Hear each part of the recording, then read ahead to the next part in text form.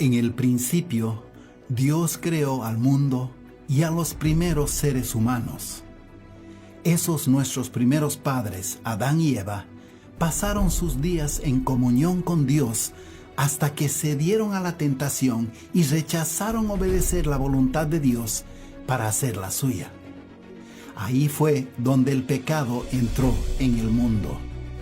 De esa manera, Adán y Eva llegaron a estar separados de Dios.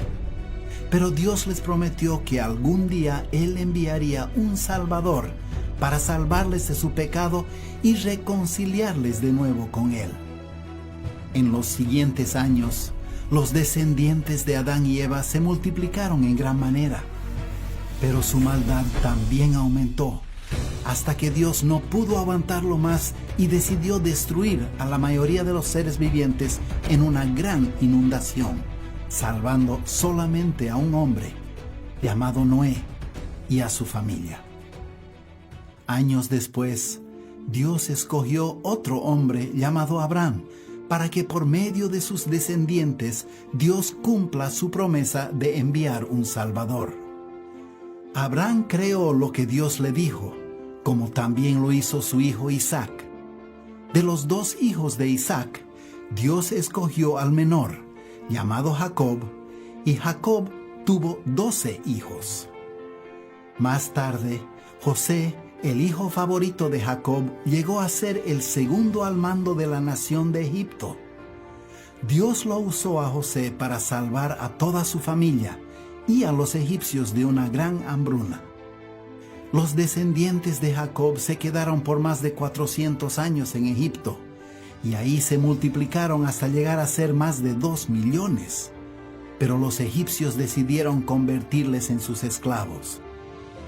Sin embargo, eso también fue parte de su plan de Dios, y en el momento propicio, Dios levantó a Moisés para liberar a los israelitas de la esclavitud y llevarles a la tierra que Dios había prometido dar a Abraham y a sus descendientes. Moisés murió en la frontera de Canaán, y Dios le encargó a Josué a que entregue la tierra prometida a los israelitas. Una vez que los israelitas habían tomado posesión de Canaán, Dios levantó de entre ellos a jueces, líderes militares temporales, como Débora, Gedeón y Sansón, para que luchen por el pueblo de Dios y los guíen en su camino. Pero el pueblo de Israel se cansó de ese liderazgo y pidieron que Dios les dé un rey. Por eso, Dios puso como rey primero a Saúl, luego a David y luego a su hijo Salomón. Pero de ahí para adelante todo se fue de mal en peor. El reino de Israel se dividió y la gran mayoría de la gente le dio la espalda a Dios y se dedicaron a adorar ídolos. Entonces Dios levantó profetas como Elías, Isaías, Miqueas y Jeremías para advertir a la gente de que si no se arrepentían de sus pecados, habría consecuencias desastrosas. Pero el pueblo ignoró las advertencias de los profetas. Así que Dios permitió que ambos reinos sean conquistados y el pueblo de Dios fue llevado cautivo a países extranjeros. Durante ese tiempo, entre los cautivos fueron pocas las personas que se mantuvieron fieles a Dios. El más conocido entre ellos era Daniel.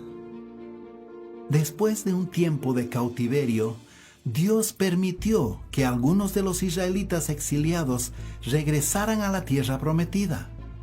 Pero aunque estaban viviendo de nuevo en su propio país, durante 400 años Dios dejó de comunicarse con ellos. No hubo profetas, ni milagros, ni ningún otro mensaje de parte de Dios para su pueblo. Pero pasados esos 400 años de silencio, Dios envió un profeta llamado Juan el Bautista para anunciar que pronto llegaría el Salvador prometido por Dios. Como sabemos, ese Salvador se llama Jesús. Él vivió una vida humana perfecta, enseñó la verdad y realizó milagros, demostrando así que Él era el verdadero Salvador prometido por Dios para salvar a su pueblo. Sin embargo, la gran mayoría de los judíos de ese tiempo le rechazaron y le entregaron en manos de los romanos para que sea crucificado. Pero era por medio de ese hecho tan cruel e injusto que Jesús cumplió su propósito de salvar a los seres humanos. Esa su muerte fue en lugar de todos los seres humanos pecadores, así pagando la deuda que tenían con Dios para que Él pueda perdonar sus pecados. Fue esa la manera en que Dios cumplió su promesa a Adán de salvar a sus descendientes. Jesús murió allí en la cruz y lo enterraron en una cueva. Pero después de 3 días, Él resucitó de entre los muertos, así demostrando definitivamente que había vencido el pecado y la muerte. Aunque Jesús volvió al cielo, Él envió su Espíritu para empoderar a sus seguidores para que anunciasen esa historia de salvación por todo el mundo. Enseñarían lo que Jesús hizo y enseñó, y a los que creerían ese mensaje les capacitarían para que ellos también sean seguidores de Jesús y a su vez anunciadores de ese mismo mensaje a otras personas. Desde ese tiempo hasta ahora han pasado casi 2000 años y ahora nos toca a nosotros cumplir nuestra parte de esta historia.